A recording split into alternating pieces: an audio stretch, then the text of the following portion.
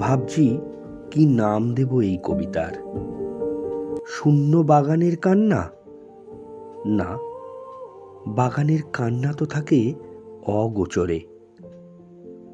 আগমনীর কবিতা হতে পারত এটা, কিন্তু কানে বাজছে বিসর্জনের সুর।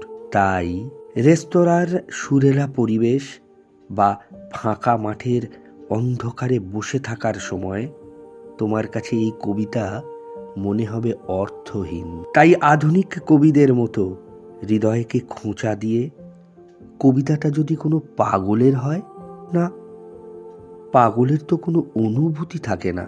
অপছন্দে রুচিবোধের গন্ধ পাবে, খাপছাড়া ছন্দ আর খামখেয়ালি কথায় মনে হবে এই কবিতা গদ্যময়।